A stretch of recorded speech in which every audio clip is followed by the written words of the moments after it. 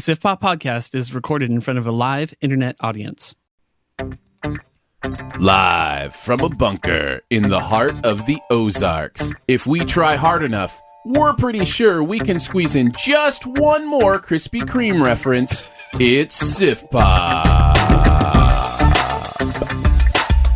I had Krispy Kreme the other day, actually. My wife and I went to the drive-thru and got some Krispy Kreme. It was pretty good. Amazing. Welcome to Siftpop, streaming live on Mixlr every Friday afternoon or available to download later in your podcast feed. Unless, of course, you're a patron. Patrons get perks! Patrons get those perks! I'm Aaron Dicer from YourMovieFriend.com. I'm joined by Andrew Ormsby from Flick Freaks. Ahoy! Every week we'll be joined by a pop culture guru to chat about movies, television, and whatever else in the pop culture universe is on our minds. And joining us as our guru today, it's Phil Sousa from the Horrible Movie Podcast. Hey, everyone. A brand new guest guru. Yeah. Welcome. And long time, not super long time listener. I've been listening to you guys for about 3 or 4 months, but yeah. No, I'm actually a fan of the show too. So, well, we are absolutely thrilled to have you on. We've had Jack on before. Yep. From the Horrible Movie Podcast. And just tell us a little bit about the podcast right now, and then you can, pump specifics later. But, what's it about? So we do a weekly review show on movies, kind of like what you guys do. The main difference, there's 2 main differences. One is that it's not recent movies for the most part. We're doing, going through the annals of movie history and looking for the worst movies that have ever been done. And so that's one difference. And then the other difference is we exclusively do, obviously, horrible movies. And so it's got to be a movie that was released in theaters. So we're not going to do a movie that was, straight to video or straight to TV or something like that. That's the low hanging fruit. If Right. You would. Yeah. But yeah, no, we're trying to find movies that were so bad and yet still somehow made it to theater audiences. Right. And probably had a horrible return on investment and all that kind of stuff. So we just kind of, we've had both of you guys on. Finally had Andrew on. Last week. So I wanted to talk a little bit about that. It took me long enough. It took me long enough. I listened to that episode. Oh, did you really? Yeah. I think maybe we should have a conversation here. I feel like, I'm not going to play any audio, but if you go back and listen to the episode Andrew was on, I feel like my name came up a few times. We did talk about you. And I don't feel like it was very nice. I don't feel like what happened was very kind. It reminded me of whenever you're listening to a political campaign rally, and they're always just negging the opponent. Yes, exactly. Aaron Dicer.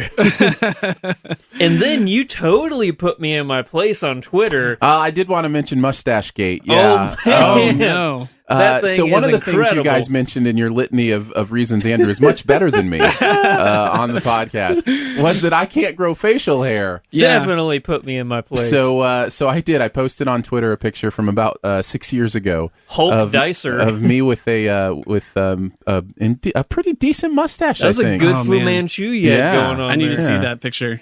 Oh, it's somebody glorious. said it looked a lot like the Batman logo. That my mustache looked a little bit like the Batman logo. So I think my exact words was Aaron is a hairless freak or something like that. Yeah. Thank you. No, I appreciate that. But I did give you credit that you have way more hair on the top of your head than I do. I did give you credit there, and that you're way taller. But that was also a con. Right. That was very kind. You said I could reach things on high shelves. Thank you. I do appreciate that. So yeah, if you want to hear what Andrew really thinks about Aaron, tune into the March 17th episode. No, it was a blast. I love listening to you guys. I hope you guys will check out Horrible Movie Podcast. They have a lot of fun, and we have a lot of fun every time we get a chance to go hang out with those guys. So Phil, it is awesome for you to be here. Thanks for good to be here. Thanks for coming in. Yeah. We're going to be talking the Power Rangers movie, Saban's Power Rangers. Saban. Saban. Saban. Yes, okay. It is. Well, I've pronounced it wrong everywhere that I've done stuff for it. But Saban's Power Rangers, which is out this weekend.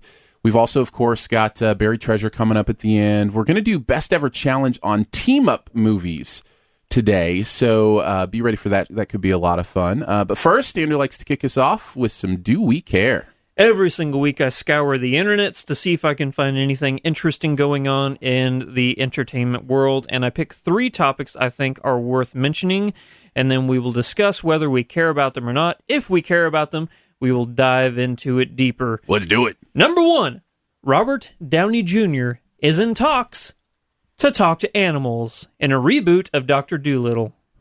I care because I love Robert Downey Jr. I think he's great. So, What you Phil? got? Sure. I never saw Doctor Dolittle, so The Eddie Murphy one or the one even before that? I might have seen the Eddie Murphy one, but I know I haven't seen the original. I'll tell you right now, I don't care, but I am outnumbered, so let's dive into it. Here's what. What can be said in this movie that wasn't said in the 67 movie with Roger? Yeah, but see, no, yes, I get it, but we're getting into that thing again. Like, I get it's not necessary, but that doesn't mean it'll be a bad movie. Like, it might be fun entertainment. Okay, yeah, sure. Okay, Aaron. Okay, so Robert Downey Jr., funny guy, really funny guy. I love his personality. He's got a very distinct, kind of devil may care kind of thing going on with his personality that I don't know how it works with Dr. Dolittle, but I'm curious to find out. It doesn't feel right to me. It really doesn't, but You talking about the casting? yeah, it just feels like a weird role for him, but I'm, I'm the eternal movie optimist. Like, I'm just like, hey, show me the movie and then I'll decide, Yeah. So The thing is he has conversations with the animals. Like, the animals actually talk back, right? Yeah, nobody else can hear the animals. So. Okay. I mean, I feel like that could be well done with our CGI and technology that we have now. It's kind of a Jungle Book type of thing, if you will. Just get Andy Serkis to play every single animal. there It'll you be go. fun. Now we're talking. Yeah. I like that idea. Number 2, Yeah, go for it. Netflix is going to finish and distribute Orson Welles' unfinished mockumentary project, The Other Side of the Wind. I definitely care about this. Whoa, that's crazy. Isn't it? Yeah, that's amazing. Yeah. So for those of you out there who don't know, before Orson Welles passed, he was working on a mockumentary that he never finished because he could never find out the proper and right way to finish telling the story. Netflix has purchased the rights for it, and they are going to finish it and distribute it. That's amazing. I have so many questions. Like, how are they going to do that? What's I don't know. Are they using everything already shot? Are they shooting new stuff? Are they shooting everything new? I imagine they have to use, because if they're saying they're finishing it, that means that they're probably going to be using the old footage, right? 'Cause right. It's kind of like based on like an Ernest Hemingway sort of thing, right? Do you know much about? No, I really don't. Okay. I don't. All I know is he's a genius. Yeah, he did come up with a little indie film you may have heard of called Citizen Kane. Just a little film. Yeah. Often considered the best movie ever made. Yeah. I think it's an interesting thing because we live in an era where technology allows us to do some pretty cool stuff with, property that was thought once dead. And I just, music has been doing this forever. Artists will pass away and then 20 years later, new music is coming out from them still because there's, tracks from their, previous recording sessions and different things. And it's just like, I'm kind of a fan of that. I think that's cool. And we also need to look at the fact that Netflix in general is moving not only in distribution, but also production now of stuff. With they started with the Netflix original shows like House of Cards. And they're so loaded. They've got so much capital that they can invest in this stuff. But now they're actually coming out with a lot of movies. Yeah. They won an Oscar last year. So, yeah. It'll be interesting to see. Has anyone seen the original footage? Like did he ever publish anything? I don't know if it's ever been released. I don't think it has ever been released. Yeah. So, there's not an expectation from the audience to match a certain style or anything like that. Well, I think that there's an expectation. It's an Orson Welles movie, so I think that people have an expectation on that sense of like, this better be the greatest mockumentary of all time since Spinal Tap, Yeah, they definitely have big shoes to fill. Yeah. The greatest mockumentary since before Spinal Tap. Yeah, since before Spinal Tap. Oh, all right. Third one. This one's pretty interesting. Jay-Z has partnered with the Weinstein Company to make a Trayvon Martin film and a Trayvon Martin documentary. Both. Why would you do that? Why wouldn't you just pick a medium? I don't know. Maybe it's because they want to tell a dramatization of it as well, but they also want to make sure that they're also telling at the same time the real story of what's going on. Yeah. So something to tug on the heartstrings, which obviously the main story by itself is enough to tug on the heartstrings. Yeah. But I found this interesting, and I care. I do too as well. I love true stories, Phil. Oh, absolutely. Yeah, and talk about a hot button issue. Right. I think it's a story that needs to be told. Absolutely. Totally agree. And Here's my question for you guys. Which do you prefer? Now, I mean, they're making both, but which do you prefer with a story, let's say like this one? Do you prefer the dramatization or do you prefer the documentary? I mean, I think the documentary would be more interesting, but I think it's not going to be as watched as much as the dramatization. You know what I mean? Like, that's a good point. I think the goal is to get the story out to as many people as possible. So it's, even though I would prefer, like me personally, I would prefer to watch the documentary. I almost feel like the other one might be more important for history. I think that's well said. Yeah, that is actually because I prefer the documentary, but I didn't even think of like the marketing of it. The marketing of it, and I think Phil is absolutely right that a film is going to reach way more people than a documentary. I think we have a recent example of this, right? Like, I mean, just this last year, we had The People versus OJ on TV as a dramatization, and we had the huge documentary by Ezra Edelman, who did like the 7.5 hour. It won the Oscar for documentary, best documentary. A 7.5 hour quote unquote movie won an Oscar this year. Yeah. And those are about the same subject matter. They're both amazing, but I guarantee you more people saw People versus OJ. Oh yeah, in the I think dramatization. it was one of the most watched shows of last year, I think. Mm-hmm. So, yeah, OJ Made in America, I think is the name of the documentary. Yeah, OJ Made in America. If you haven't taken the time to sit down for 7.5 hours and watch it, it's worth it. It is a phenomenal piece of work, and you can just break it up. Well, yeah, of course. It has nice little chapter breaks that you can kind of do every hour or so. Which would you want done about your life, Andrew?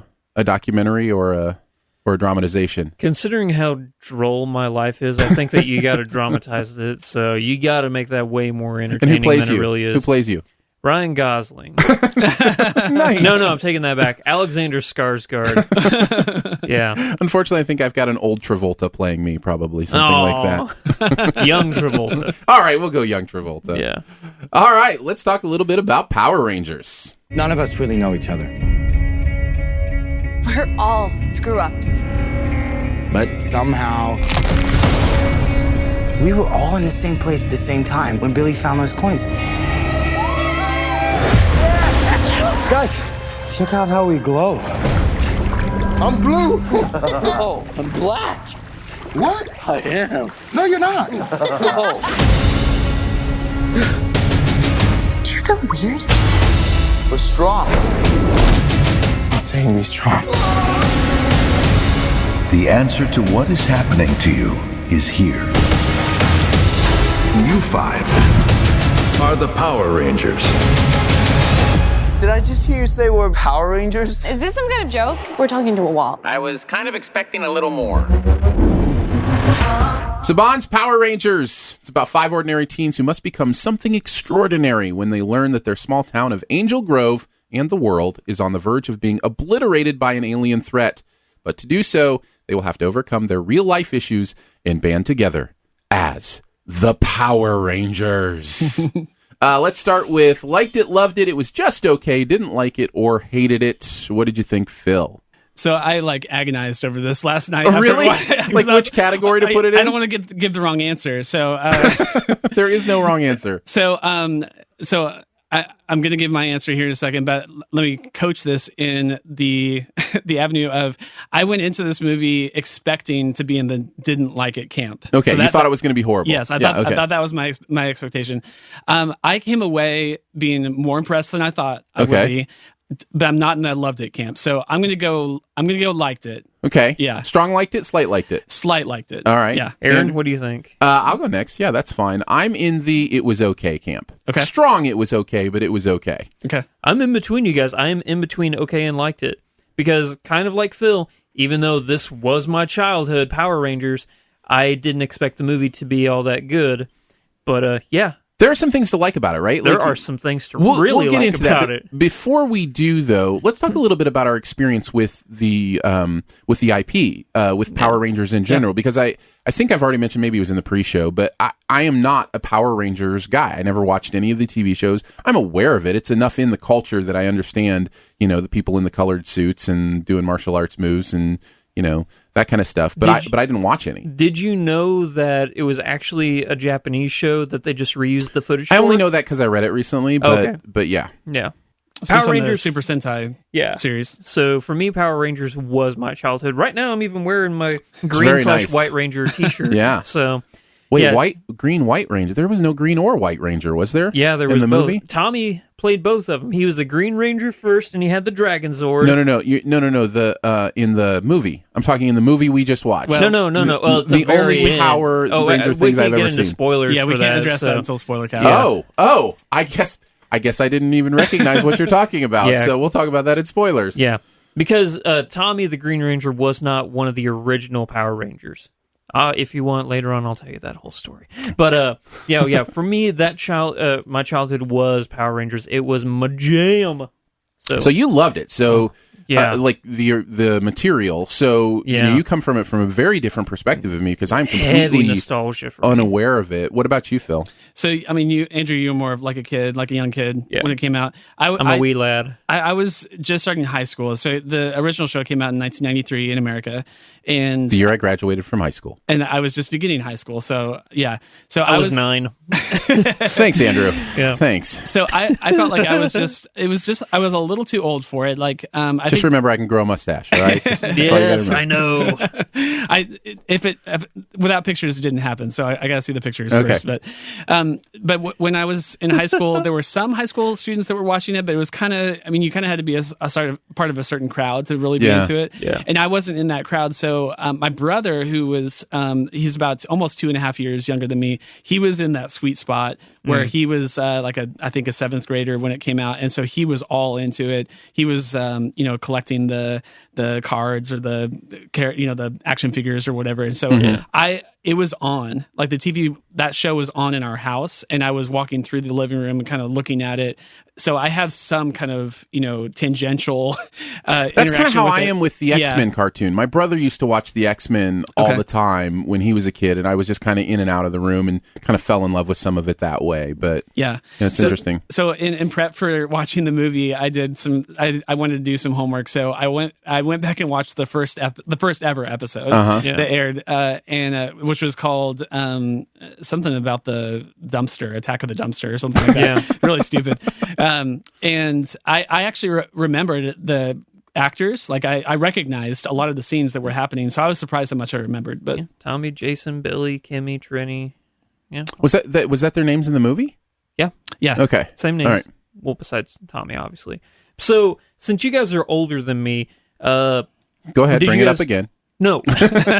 Were you more into Voltron whenever you were younger? Because Oh, yes. Voltron had an Yes. earlier Yes. run, and it's pretty much the same thing. yeah. So, It is very, very Voltron's the similar. same thing? it's teenagers Yeah, I guess you're jumping right. in Zords pretty much to attack evil. Except instead of, different different types of Zords, like, there's dinosaurs for Power Rangers. All the Voltron was lions. So they were all just different colors of lions.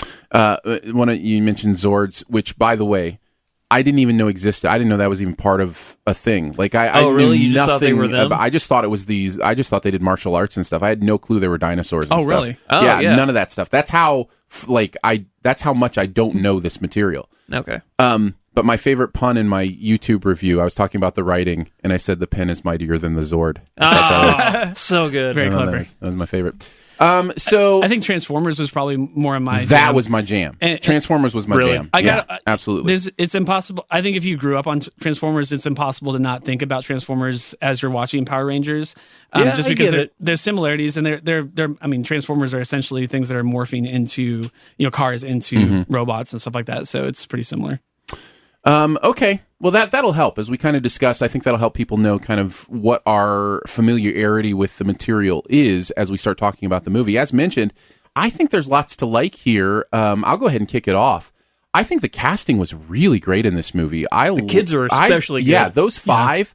Yeah. I liked every one of them, and they did a great job. And not only that, but they do great together, and that is such the key. Their chemistry is really good. And when the movie is doing that kind of breakfast clubby kind of thing, where these people from different areas are coming together and getting to know each other, I think that's where the movie works the best in, those relationships and those kids and what they're going through. And I was surprised by how well that stuff works. So that's one of the things that I enjoyed. What about you guys? I totally agree. There were parts of the movie where these teenagers are talking about real life stuff, and Sure, it yeah. can hit you on an emotional level. You're like, I'm watching a Power Rangers movie, and these people are knocking it out of the park in terms of, making these characters seem believable, because that's not really the tone that Power Rangers had. It was more campy and goofy and stuff. So for them to take an IP like that and to make it, realistic and for it to work speaks volumes to how good these kids were in their performances. Yeah, the original show is really about hitting certain archetypes. Like you wanted the nerd in the show, you wanted the jock in the show, that kind of thing. But that was kind of where it ended. There wasn't a lot of, getting to know them and stuff like that. Exactly. You saw them in certain circumstances and situations in real life, but you didn't feel like you really were getting to know their motivations and stuff like that. The movie does a great job, I think, of kind of exploring who these people are. You see them. This isn't a spoiler. You see them together in a detention hall kind of room, and so they immediately they all have kind of something in common, but as the movie goes forward, you're actually learning what it is that kind of makes them not just unique, but also altogether, join together and have that one thing in common. So it's also the reason that the other thing I liked about the movie, the other main thing I enjoyed about the movie works, which are the themes in the movie.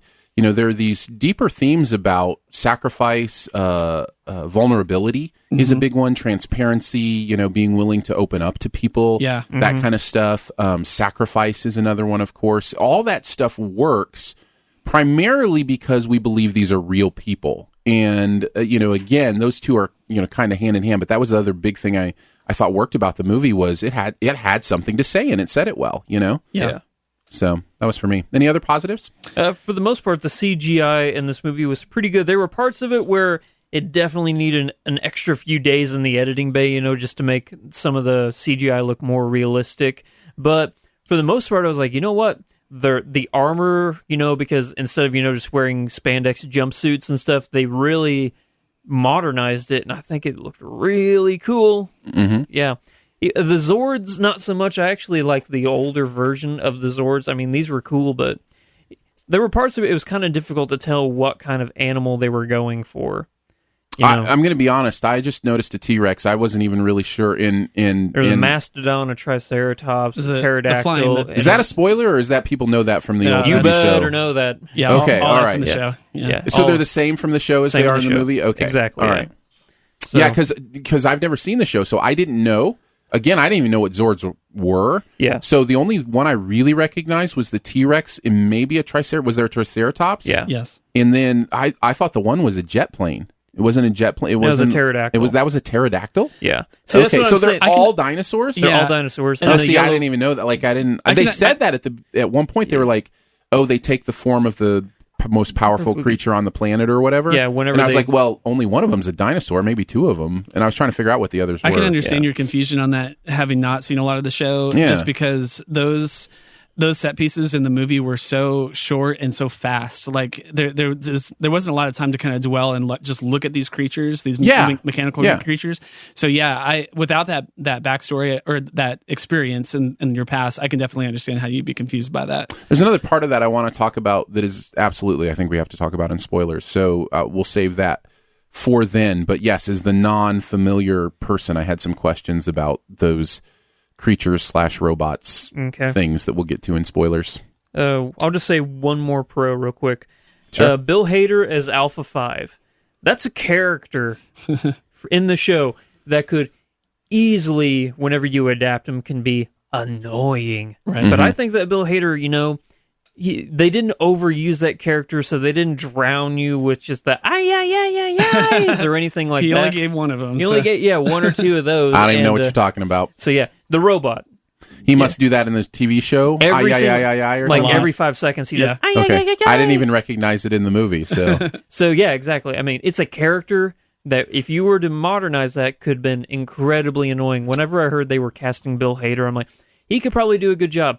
They didn't oversaturate you with that character, and I thought he did a pretty good job. So if you were nervous about that, I think it's okay.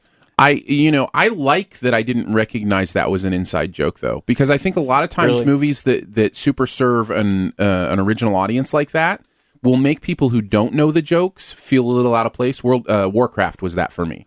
Warcraft was full of moments where it was like, okay, I get that some people thought that was funny because of something they were supposed to know, but I have no idea what you're talking about. I didn't feel that a lot during this movie. So the fact that there were nods to the original, like the I or whatever, and it didn't make me feel out of place, I think that's good. I think that means the movie did something right. I was watching the movie in a packed theater last night, and which is saying something. It was 10:15 p.m. and the people that were down the row from me were going crazy. Like they were like laughing and clapping, even like in the middle of the movie at certain references that they recognized from their childhood. Yeah. And meanwhile, everyone else down the row didn't react in any way, but that was okay. Like they got what they wanted, and the audience that was seeing this property maybe for the first time still enjoyed the movie and got, what they got out of it. So yeah. The Alpha 5 character, for those who are familiar with the Borderlands video games, reminds me a lot of Claptrap. So there's just a really famous, if anyone's played the Borderlands game, there's a really famous character, and he's kind of got that same personality, and yet Bill Hader kind of puts his own spin on it, and he did a great job. Yeah. Cool. Any other pros before we hit some cons? I mean, I'll say something. I mean, I know we already talked about the cast, like the main five or whatever, but RJ Kyler, he was the guy that played the Billy, the Blue Ranger. He was the best. Yeah, I agree. He gave a phenomenal performance. Yeah. And say what you will about the other cast members, they were all really good, but he did something truly special with an autistic kind of. Is that part of the TV show? No, the original. No. That's new. Okay, No. all right. The original Billy. I mean, they played around with race a little bit, but in a good way. Like they had the same races in the movie. I'm talking black, white, all that. But they were mixed up. So like Billy was a white guy in the original show, but there was also an African American in the original show as well. So like they had the same. They just kind of switched their demographic. suits. Yeah, because the black guy was the Black Ranger in the show, and Interesting. and- Was that on purpose? I don't know. Trini, the Asian girl that in makes the show, that was makes yellow. a joke in the movie funnier to me now. Yeah, exactly. There's a joke in the movie that's a little bit funnier to me. Yeah, now. that you're the He's black. like, no, Yeah. But yeah, See, again, this movie is flooded with like nostalgia and references that you didn't pick up on, but you still thought was funny, right?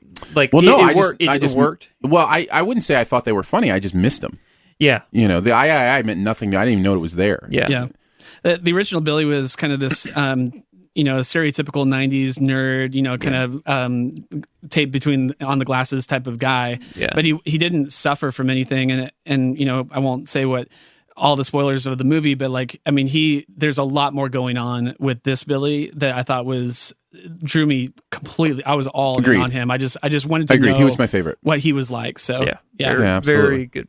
Again, like you said, all the performances from the kids in this were really good. But especially Billy knocked it out of the park. Yeah. I'll kick off the kind of the negatives by saying the main one for me, and I think it really impacts the movie negatively for me, is you had mentioned that the TV show was so campy and weird and silly and over the top. That's here in the movie too, and it feels so out of place to me. Thank you. I wrote that down. It just feels like two movies battling it out. In fact, here's where I'll pinpoint it. Elizabeth Banks plays the main bad character in this. Rita Repulsa. She is in a different movie than everybody else. Yeah. You know what I mean? Yeah. Like and I'm not saying her performance is bad. It's just for a different film than these kids were making. Yeah. Does that make sense? I actually am in the camp that I thought her performance was pretty bad. But, Okay. Yeah. Well, I didn't think it was bad. If It's you just made the different. entire movie the campy version of this movie, which could be done. She's good. I think she's amazing. Right. But that's not what I thought this movie was, because it starts out like something that's taking itself seriously. Yeah. You know? She has some lines in this that the audience wants to laugh at, but they're not sure if they should laugh or not because the whole rest of the movie is so serious. Yeah. It's really strange. It is one of those cases where the movie needed to make up its mind on what kind of tone it wanted to have. That was really a major negative for me. Yeah. Here's mine.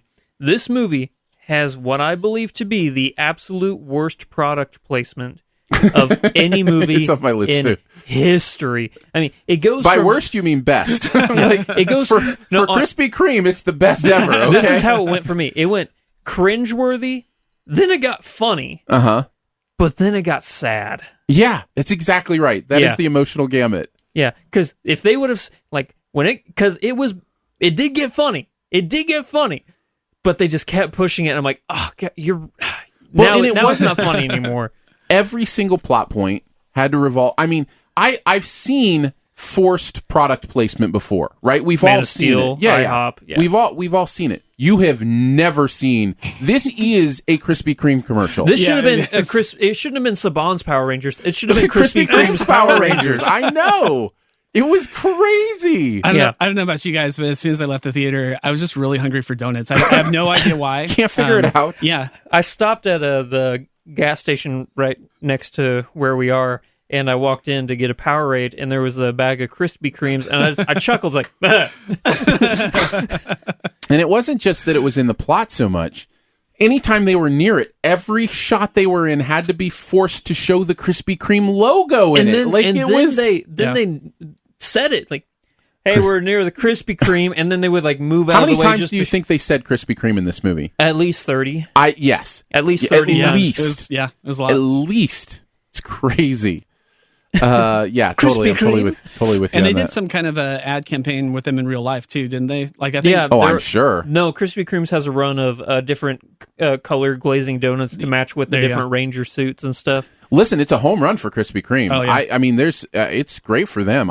For the movie, it's awful because it's such a distraction. Yeah. It's really bad. And it every time reminds you you're watching a movie. I say Right. this over and over again. Yes. You can be silly if you want in your movie, but the more you remind me I'm sitting and watching the movie, the less I'm going to get involved in what you're putting on the screen. Yeah. You know, you're just taking me out of reality. So, Like yeah. there were like I can't believe they're actually doing this right now. Yeah. Like whenever you're making a movie, like in general, and there obviously you have to have product placement in some movies, you know, because like look at the Amazing Spider-Man. E.T. is always the original example with Reese's Pieces. Or was it Reese's or M&M's? It was Reese's Pieces. They went to M&M's and say, hey, do you mind if we use That's M&M's? right. And this and M&M's was like, no, you can't. Yeah. And so they used Reese's Pieces. So look at a movie like Spider-Man, the original one with Tobey Maguire. You know, I think how much did Dr. Pepper pay for that one microscopic shot? You know, they paid him Right. like millions of dollars, and Sure. you know that's how you fund some stuff. Mm-hmm. What does Krispy Kreme's have to pay you? I don't know, man. I don't know what this deal looks like, but I mean, I can guarantee you Krispy Kreme got the better end of this deal. There's Yeah. because what happened in that movie, I mean, they should have just paid for the whole movie. I think they It did. is their movie. I think they did. I think Aaron, what you were saying earlier about how this is like on another level of product placement. Really puts it because in that camp because it's no longer just a logo in the background or Mm-hmm. you know you see something or someone's drinking Dr. Pepper or something like that. It was a major plot point. Like, Yeah. the plot revolved like Around Krispy Kreme. without getting into Several times. Yeah, without getting into spoilers, there's a part in the movie that could not take place unless they were at a certain location that happened to be Krispy Kreme. Mm-hmm. And so, yeah, I mean, it was central to the movie. You have to have a Krispy Kreme. Crazy. I think I Nice. just figured it out. Brian Cranston and Elizabeth Banks wanted so much money that they had to bring on an outside funder, and Krispy Kreme's happened to be that person. And they said, fine, we'll Hold on. pay for Brian Cranston and Elizabeth Banks, these A-list actors, to be in your movie, but you are going to make this Krispy Kreme's present. Was Power Bryan Rangers. Cranston Zordon? Yeah. Yeah, now you see, they chose him because of his voice, Mm-hmm. because in the actual show, Zordon is a disembodied head Yeah. floating there, and they really modernized it in a cool way with like this kind of a, what was that game, you know, we used to get it like a Spencer's Gifts, so it was the Yeah, the nails little- and then the you put little your hand pins. through Yeah, it. yeah, Yes, yeah. That it was just like that, except it was this cool face, and I really liked Bryan Cranston because his voice, who is not, I don't know if you knew this, he's been in Power Rangers before. I didn't know He was that. in the original run of the show. He was a recurring guy who came onto the show as the villain or the voice for the villain of the week. He just English dubbed the villain. So he's been in Power Rangers before. Wow. So this is before Breaking Bad then. He was, I think, in his early 20s whenever he did Power Rangers. Oh, wow. So, That's amazing. yeah. Well, unless you have anything that you're just dying to get to, let's just do it for one more thing. Say we'll- my name, Zordon. Who was that in the chat over there? I can't That was see. Jared. Jared, The Jared yeah. Chester. Good call. I have one minor con. It's maybe not even something that would bother other people, but the most interesting part of the movie was actually when, for me at least, was when they were not in the suits. It was just their normal, alter ego human personalities. Well, that's a good thing. Yeah, and yet that I kind of wanted the actual suit, like combat part of the movie, which was really all towards the back, to be a little bit longer. Like it I felt agree. short to me. About 3/4 of the movie is the first time that you actually see them in their Power Ranger suits, and I get it. It's an origin story movie, and Saban has said that they're planning like 5 more movies. Like this is going to be like one of 6. So, well, the good news for them is they did the casting right. Yeah, because you can fix all that other stuff. Oh, yeah. But you can't fix the casting if you do it wrong, and I think they did the casting right. So Totally agree. If you're going to see this movie, especially if you're taking kids and the kids are just really excited about the action part of the movie, I think you need to know that it's very short. It's the last 25% of the movie, and I kind of wanted it to be more like maybe 2/3, 1/3, or more.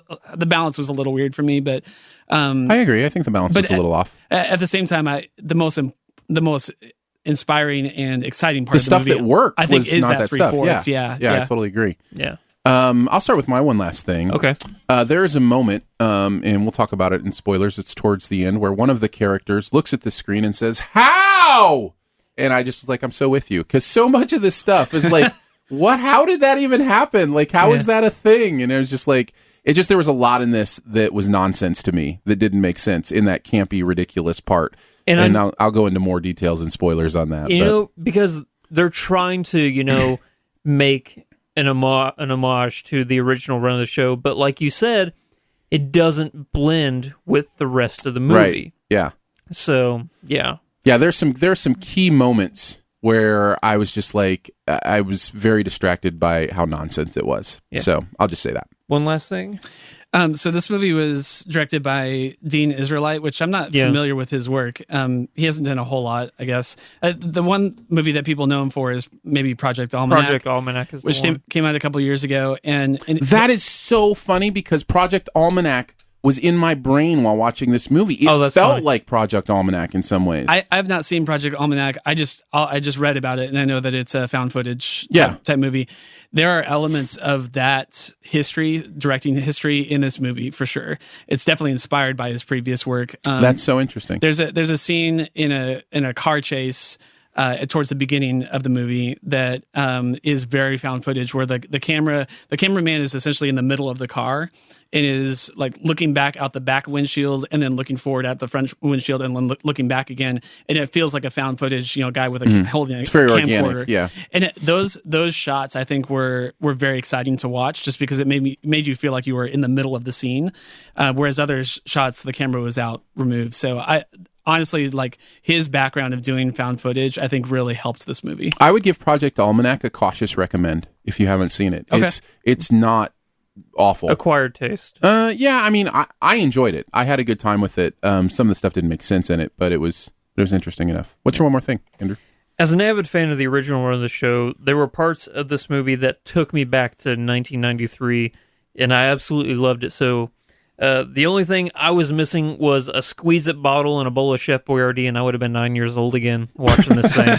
Because, honestly, if you were a fan of this series when you were younger, there are definitely things that kick you right in the nostalgia factor, and it takes you back, and it is glorious. I loved it. I felt like a kid again, and it put a little smile on my face. I loved it. Awesome. Overall, boy, what would we say? I don't know. I guess it's a definitely a recommend if you love the original material, right? Like, you're gonna have to see it. Yeah. For somebody like me, I probably could have taken it or left it, but if it's gonna be a series and they fix some of the stuff that's wrong with this first one, then I would recommend it just for the cast alone and just for This movie is better than it should have been. Yeah, that's a good way to say it. Before we get on to our best ever challenge for this episode, big time thank you to a new patron who just signed up at patreon.com/StudioDNA to support the podcast network for your generous pledge. David, thank you so much for your pledge. Means the world to us. David sponsoring at $30 a month, so thank you for doing that, David. We very much appreciate it.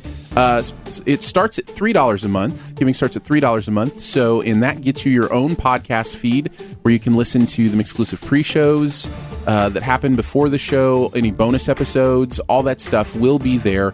And will come straight to your podcast feed for all of our patrons. We really could not do this without you, so thank you so much for your support. And David, because you're at that $30 a month level, you do have a shout out every month that you get to do.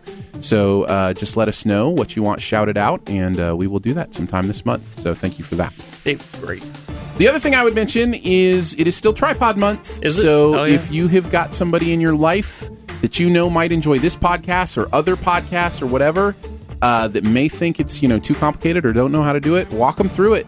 Say, hey, here's a podcast. I think you'd enjoy listening to this while you're driving or working out or whatever, and just show them how to use the app. Whatever app you use, load it up on their phone. Show them the options and get them started. This is the month where we're all encouraging each other to let somebody else know about podcasts who may not be into them. So give that a try and let us know you do. And when you do, hashtag it on Twitter, Tripod, TRYPOD. So thanks for doing that. All right, on to our best ever challenge. We're going to find the best movie ever in a particular category. We're going with best team up movies. So let me explain this a little bit. So a movie like Power Rangers is a team up movie, right? Different people coming together for a unified purpose. It's a little bit of kind of going to have to play judge and jury here, because you could think of like Star Wars. Well, there's a team up there. Well, kind of, but they're doing different things, and it's not necessarily a team up movie in that respect. You know what I'm saying? You kind of understand a little bit of the difference there? Exactly. So the cutoff for a team is 5. So Ghostbusters just misses the cut. 5 or more. 5 or more. And so we're going to name our top 3. We'll count them down from number 3 to number 1. If somebody names one that you've got higher, we'll wait to talk about it till you're ready. So just yell Trump. Trump. And we'll hold off on that, and then we'll do some honorable mentions that don't get mentioned at the end. Aaron, would you like to start? This was an interesting one. Yeah, I can start for sure. Okay. Team up movies, thinking of them in that way, was interesting for me. Although I have to say my top 3 were obvious right off the bat for me. Like, I didn't have to think about my top 3. The honorable mentions I had to think about for a while. My number 3 is Ocean's 11. Honorable mention for me. Yeah, it's an honorable mention for me. It is. To me, that may be the quintessential team up movie. 11 people, for that matter, coming together, playing their different roles, going after a bank. The thing I love about Ocean's 11 the most is the way they reveal the plan. There's something really smart about how they do it. They give you just enough pieces to you kind of understand what they're doing, but you get to experience it when it actually happens. And that gives this adrenaline kick that a lot of movies that do like heists and that kind of stuff don't have, because you feel like you're in the heist with them and discovering how smart they are in what they're doing and how they did it. So yeah, Ocean's 11 is great for me. You're trying to understand the heist before it's actually done. You're trying to outsmart Ocean and his gang. Yeah. So yeah. I think what I like the most about that movie is the scale at which they're trying to accomplish this goal. Like, it would be a big enough movie if they were just trying to rob one casino, but the fact that they want to rob 3 casinos in one night, like they have to have all these moving pieces and parts and stuff like that. I think was really intriguing. So I almost had that in my top 3. And those guys just ooze charisma. Yeah, it's just infatuating. Like, I can't stop. These guys are so cool. I can't stop watching them. Talk about cast. I mean, it's unbelievable. The names. It's incredible, right? Yeah, it's incredible that same cast made an awful movie with Ocean's 12. Yeah, and we won't talk about 13. 13 was great. I thought they came back with 13 and recaptured some of the magic. I thought 12 was better than 13. But Phil, what do you get at number 3? I've got one that you may. I don't know if you'll trump it or not, but The Great Escape. It's a good one. I know that. I didn't even think about that one. Yeah. So I'll allow it. It's not a superhero movie by any stretch, but it is a group of people that have to accomplish a goal. And actually, this might be better than all the other movies because of the scale at which they're trying to accomplish this goal. So I think there's like 250 of them that have to try to get through this tunnel, whatever. I can spoil a 50-year-old movie. Sure, right? go for it. Yeah. So, but I just love how a lot of the movie is kind of Ocean's 11. You have to have all these people, different people have different roles in order to accomplish it. And if only one person messes up, then the whole thing goes to pot. Yeah. It's based on a true story. Yeah. I love that too. And just the time period that it's set in and the internment camp and all that. Great choice. And then the fact that the movie doesn't end when they actually leave the prison, like when they get out, there's actually more movie to be had. So it's just a great film. Yeah. Great choice. Andrew, what do you got at number 3? My number 3 is actually a movie that whenever we were at the theater last night was sold out in like 4 different theaters. and that's Monty Python and the Holy Grail. I'll allow it. I didn't even think about that one. That's Really? another good choice. That's yeah. This is what a lot of people consider to be the funniest movie ever made.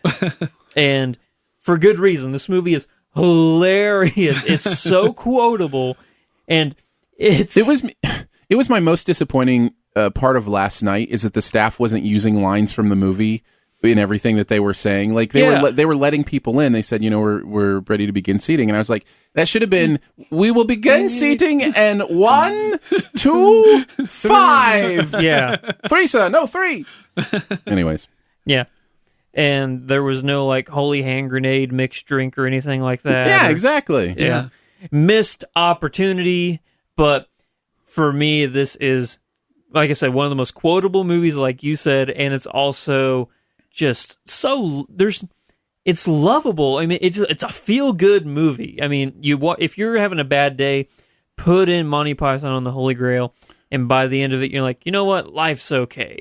I would go out to say, and I know this is the case for me, but I think you could make an argument that it is the definitive case. I do not think you can name a more quotable movie. I don't think you can name a movie that more people know more quotes from than the Holy Grail. Maybe, I know it's true for me. I know it from front to back. Maybe Star Wars. Even Star Wars. There's some really popular ones, but I mean, every scene of the Holy Grail just has, quote after quote after quote, and coconuts and knights who say knee, and only a flesh wound, and I mean, I will agree with you. It is the most quotable movie. It's crazy. Yeah. Anyhow. It's the weirdest ending. It's the weirdest ending. Well, because do you know the story of that ending? They ran out of money. Yeah, they ran out of money. Is that right? Yeah, I didn't know that. They were making the movie and they ran out of money, so they just stopped the movie there. It's like the quintessential Deus Ex Machina, where they just were like, okay, the movie's over, and this is why. So that's my number 3. The beginning credits are some of the best stuff in the entire thing. So what do you have at number 2, Aaron? My number 2 is The Avengers. Trump. All right, we'll wait till we talk about yours. Yeah, what do you got, Phil? I also have an Avengers type movie at number 2, but it's Captain America: Civil War. Okay. Yeah. And this is a little bit of a cheat, I guess, because it's actually 2 teams. I'll barely allow it. There's 2 teams of 5 or more that are battling it out. Yeah. But no, I just loved that movie so much. It was such a joy to finally see all the characters that I had been getting to know over all these movies come to blows over an issue that I think is fascinating in the comic book world. The issue of superhero registration, that the superheroes need to sign on the dotted line and be registered, and that we're going to exact all these kind of laws that say what you can and can't do, and the fact that they were divided over that and then actually fought it out, and then of course adding in Superman and Ant-Man with his whole scene, and Superman. Superman, Spider-Man. Wrong. I watched the wrong movie. Yeah. Someday. DC move when that DC Marvel versus happens. DC. Yeah, that'd be cool. Adding in all those characters all together in one scene and fighting it out, and I just loved the dialogue between Iron Man and Captain America and everything that they were fighting about. It just felt so real to me while being completely superficially awesome. I loved it, man. Powerful, yeah. Number 2. So you mentioned Ocean's 11, which is a great heist movie. Yeah. But I'm going to mention the greatest heist movie of all time. Ooh. Heat. Oh. Heat is the greatest heist movie ever made. There will never be one better. I can't say that. I try to keep my opinions to myself on Heat because I'm one of the very few people who actually didn't like Heat. Oh, really? Yeah. The diner scene in that movie with Pacino and De Niro is... Now, if it was a movie called The Diner Scene with Pacino and De Niro, I'd love it. But would you like to see My Dinner with Andre recast with Pacino and De Niro? There you go. Let's do that. Okay. Let's do that.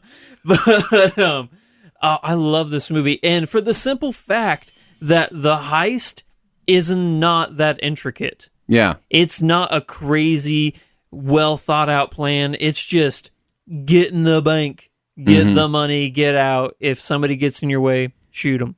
And it's an all-star studded cast. And here's the crazy thing for me: you have Al Pacino, Robert De Niro, and like Hank Azaria is in there too. But you have like all these A-list actors. But the one who gives the best performance in the movie is Val Kilmer. Like, Who would have thought Yeah. that Well, was Kilmer's great in there. Yeah. Yeah, oh, he's so good. And I absolutely, I can put this, and then you have Moby scoring the movie.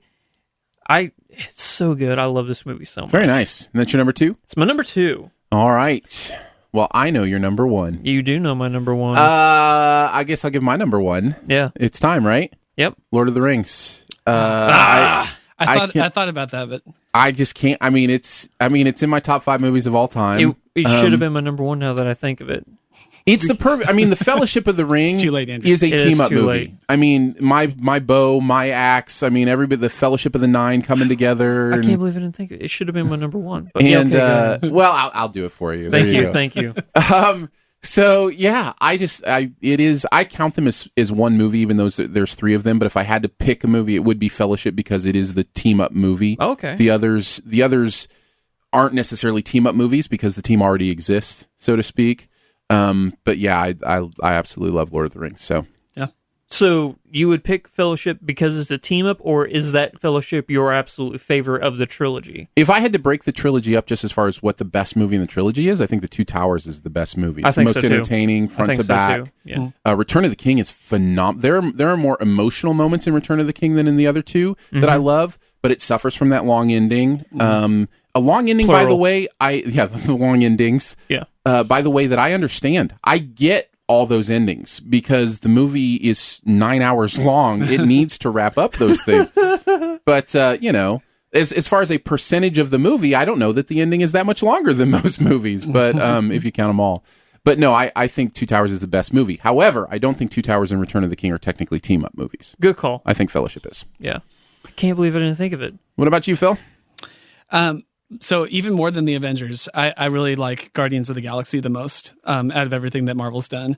I guess I just have a soft spot for this kind of band of idiot, rebel, pirate type, mangy guys getting together and actually accomplishing something powerful. Like it's you talk about underdog. These guys should not come together and actually accomplish any kind of a major goal, and yet they do, and it's funny. I mean, it is definitely the funniest movie I think that they've produced. I thought it was funnier than Ant-Man, and I love those actors, and just the CGI and the action, everything. I've watched that movie several times over, and I have not watched the other Marvel movies as much. So It's a great movie. I keep going back to that one. I didn't even think of it as a team-up movie. I more thought of it as like, Star-Lord, is just kind of the guy. But you're right, Yeah. it is. There's the 5 of them, if you count the tree. Yep. Even though he doesn't say much. No, he says enough. That's right. He says what he needs to say. Yeah. It's the inflection. It's not That's the, right. the words. All right, let's talk about Avengers. No, okay. I am upset that I didn't think of Lord of the Rings. It's okay. All right. We would have basically had the same list if you had of. That's very true, yeah. So, the Avengers. For the simple fact that this never been done before. You've had, Robert Downey Jr. playing Iron Man, Chris Evans playing Captain America, Chris Hemsworth, the Thor. You've seen all of these movies. Yeah. And they were A-list movies whenever they came out. But the fact that they got all of those guys to come together to make the movie, The Avengers, I can't imagine what that boardroom meeting was like. Hey, do you guys want to do something we've never done before? And they were like, well, Disney owns us now, so we can do anything. We have the money. And the fact that they pulled it off and that it worked speaks volumes to how crazy good. Totally agree. Yeah. Totally agree. I've said recently that my most exciting moment in a movie theater of all time happened this year with the movie Split. And I've talked about that. Yeah. Like the most adrenaline in a movie I've ever had. But It's the first time I've ever heard you actually shout out in a movie theater. What?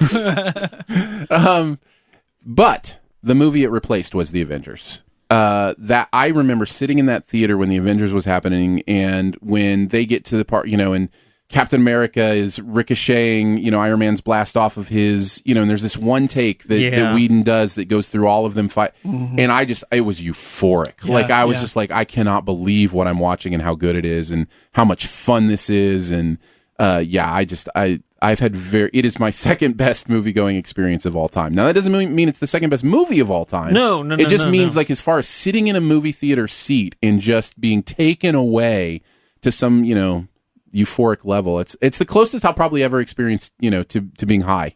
You know what I mean? It's just like this craziness. So Aaron doesn't need drugs. He has Marvel. That's right.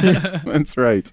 Honorable mentions? Yeah, we can do some honorable mentions. Who wants to go first? I have 3 that were not mentioned. Go ahead, you give yours, because I've got a few more than that. Munich. Oh, interesting. People really wouldn't think of it as a team-up movie, not but at it all. Absolutely is. Wow, if that's you think interesting. about it. They were not a group before that movie happened, and they formed the Mossad. And now it's these 5 guys, which, did you know Daniel Craig was one of those guys? No.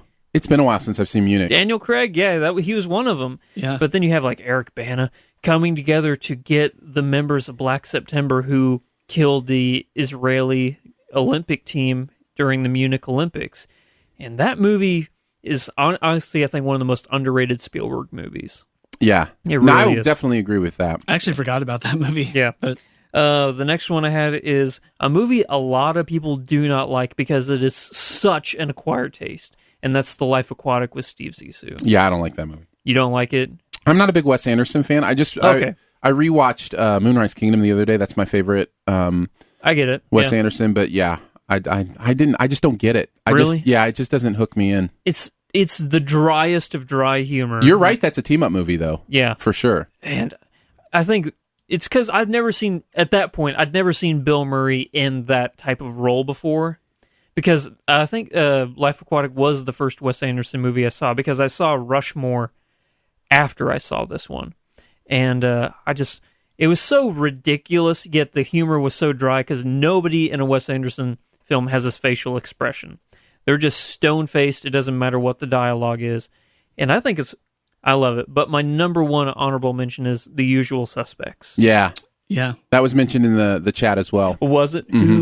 Who said that? I've been keeping track of the gone? chat, Okay. so but I didn't remember who said it. But yeah, one of the best Jared. twists in cinema history is in The Usual Suspects. Yeah, for sure. And a great performance by Kevin Spacey. And definitely not family friendly as far as language goes. But man, if you watch this is one of those movies. And I think I've only done this a couple times with like The Prestige or something like that. It's a movie, after you watch it, you immediately want to watch it again to catch everything. Yeah.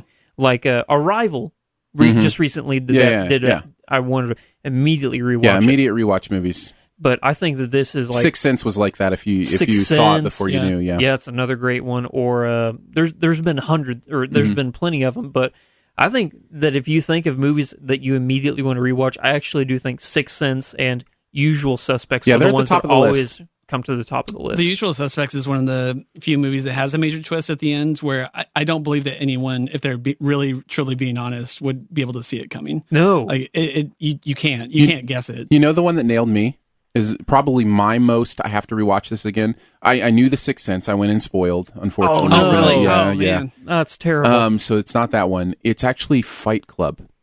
Really? Because I didn't realize there was a twist. I wasn't looking for a twist or anything. That's how I went into it. And it blew my mind. And immediately I had to rewatch it to see how it worked. Yeah. And it worked.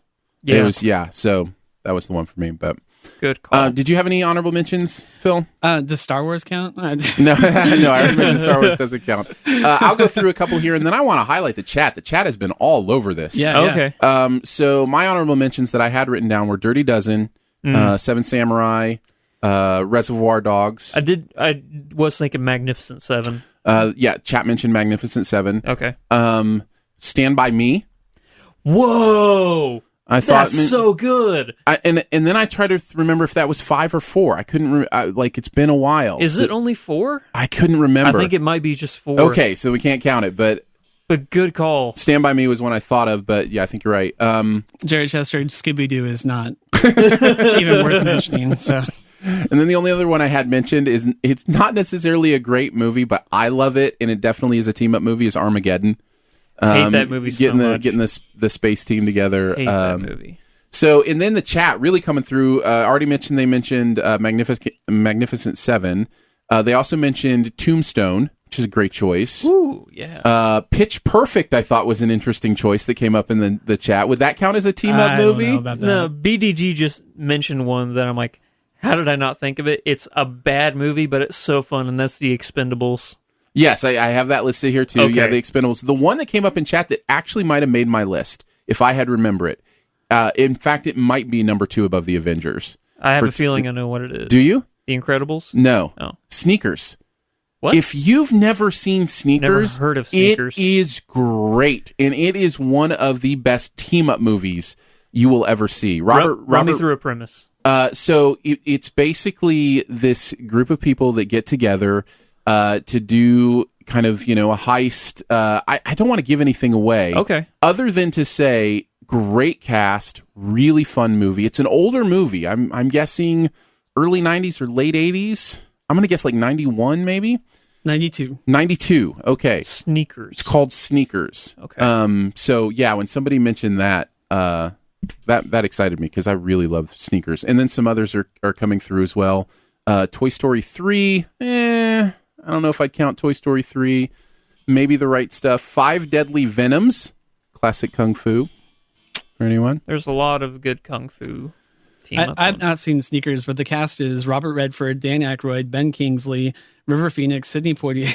It just goes on and on. Wow. It's like, Yeah, Sneakers is phenomenal. Sidney Poitier. They call him Mr. Tibbs. I don't know if you knew Did you that mention or not. Dan Aykroyd? I think you did, yeah. Yeah. Yeah, and David Strathairn is in it as well. Man, that's good stuff right there. I think you'll really enjoy that. I'm going to watch that one for sure now. Yeah, You've sold that me sounds on good. it. Let's see. Other ones coming up in the chat. Inception. Yeah, I guess we could count Inception. guess you It's could a count little bit of a stretch. The team keeps getting smaller, but yeah. You mentioned The Incredibles. I don't count The Incredibles because that's a family already. Yeah. It's not really a team up. That's more of a family kind of thing. So yeah, some good choices. I love it when the chat comes through. Yeah, appreciate that. They definitely did. All right, let's do our buried treasure, guys. Before we finish up, what's one thing in the pop culture universe, any category that you want to bring to people's attention? Andrew, why don't you start us off? In the pre-show, I talked about the new movie Life, and but for my buried treasure, I'm going to talk about a show that is not getting as good a reception as probably Netflix hoped, and that's going to be Iron Fist. So for me, here's the problem. I think that's an understatement that it's not getting as good a reception as Netflix had hoped. Yeah. So I didn't think the show was bad. I thought it was good. But here's the problem. Netflix with their Marvel properties has set such a high bar. Like, it is way, way up there. You think this is like when Pixar has a movie that's still great but doesn't live up to, I think it's more along the lines of whenever Pixar has a movie that's, it was good. Is it the Cars of Pixar movies? Yeah, there you go. Except, less Larry the Cable Guy. But here's the thing. The guy who plays Danny Rand, a.k.a. Iron Fist, in the show, I don't like him playing that character. I don't think he did a good job. But there are really good fight scenes in this. And I think that the choreography is really good. It's just that they didn't know how to focus on one story. They kind of try to jump around because after this they're doing The Defenders, which it's all of them. They don't really set that up at all in the show, but it's coming. Yeah. And they just jumped around so much, and I'm like, well, you should probably focus on finishing his story and then move on to setting up that, because that's what a lot of them did. Jessica Jones kind of set up Luke Cage, and Daredevil kind of set up Punisher. Mm-hmm. So I think that it should have, set up something for the future, and it didn't really. But there are good things about it. You have Claire Danes Rosario Dawson, coming back, killing it. She is so good in all of these shows as her character. But yeah, if you are hesitant, I'd say give it a shot. I can see how this is an acquired taste. I think you are the first person I've heard call it any form of good. A lot of negativity. But you know what? I do think you're right. There is something that happens when things are usually amazing, and then it falls short, where it's like all of a sudden it's even more awful as a matter of perspective. So that probably is some of that going on here. I actually read an article I decided I wasn't going to watch it. Just way too much negative. I've got, there's so much other stuff I want to watch. Makes sense. There was an article I found, I think it was Variety put it out, that basically said, here's everything you need to know from Iron Fist, that will come into play maybe later in the Defenders, without actually having to watch it. So I read that article and now I feel like I'm okay. There you go. So that was me. My Buried Treasure is a TV show I just started watching called Crashing. It's Pete Holmes, the comedian. It's I think it's an HBO show. Yeah. It certainly has content like an HBO show would usually have. What I found interesting about it, and the reason that I wanted to bring it up in case this interests you as well, is it is really interesting in the way it handles his religious background. And obviously that's something close to me as a Christian and those kind of things. And it talks about his Christianity in some really interesting ways, and even in a way of him not giving up on his Christianity, but trying to figure out how that works in this world that he is in. I'm not doing a great job explaining it, but it's really interesting thought stuff. He was which heavily I love. devout when he was younger. Yeah, well, he was a youth pastor. Yeah. And it kind of follows his actual story in many ways. And so it's always interesting for me to see somebody really battling their own thoughts and because, it's certainly written for him, but it is his life. Yeah. And so it's just, and I've heard him on podcasts before too, talk about some of the more spiritual stuff and those kind of things that he struggles with. And I love that stuff. I love thinking about that stuff. I love processing that stuff. So I just kind of wanted to put it out there and bring it to your attention. Nice. What do you got, Phil?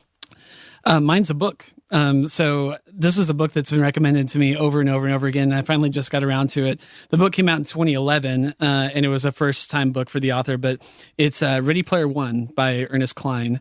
Andrew, have you read it? Have you heard about it? I've heard of it. I don't think I've read it, though. It sounds familiar to me, too. Yeah, I think you would in particular. I think both of you would actually love it. But so my quick pitch on it is, I'll say a little bit about the plot. But if you love these already and then read the book, you will get so much more out of the book.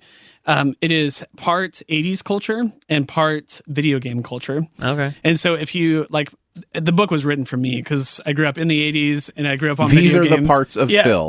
Those are my two parts. So, basically a very quick pitch on it is, in the future, the world is kind of gone apocalyptic. Everything's kind of gone down, and nobody wants to live in the real world anymore. So everyone on Earth fully exists in virtual reality, and so everyone is spending all of their time doing all their shopping. Basically, eating is the only thing they would do in the real world. Everything else exists in virtual reality.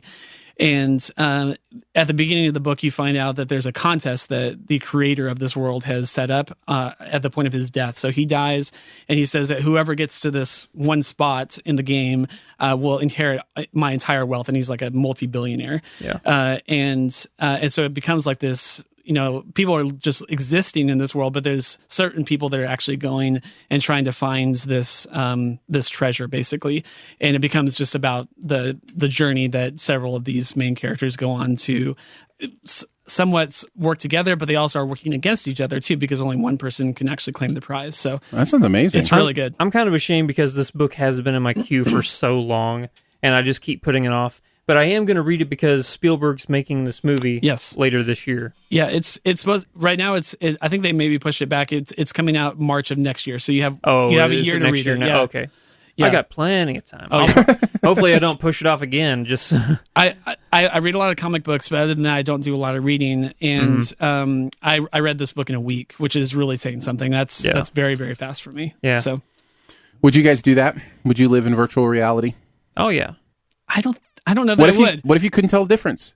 What if it was that good? What if we are in virtual reality? There is a paradox. Like people, like even some like scientists saying that we are living in a virtual reality right now.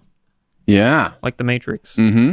I'm going to go. Prove me wrong. I'm going to go super philosophical here for a second, but I think that not on this show. You're not. Oh, I'm going to. You can't stop me.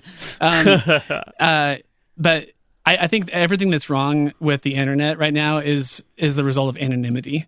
And I think that in a virtual reality world where anyone can be anything that they want to be, that just is going to be just a cesspool. I'm going super negative too. It's going to be like a cesspool of like the worst of humanity existing in this world. And I just don't want to see that. I think when people are held accountable, that's the only thing that's holding back the world from evil. So Yeah. Man, Phil, you spoil all our fun. I'm sorry. Come on, Virtual man. reality Actually, I'm is- totally with you. I think I you're just wanted to absolutely right. skydive It's a with fun- no consequences, but Yeah. Phil had to go and ruin it for No, me. I would spend hours and hours a day in virtual reality. I would not want to live my whole life in there. Yeah. Makes a lot of sense. Well, we did it, guys. Huzzah! We did podcast stuff. It happened.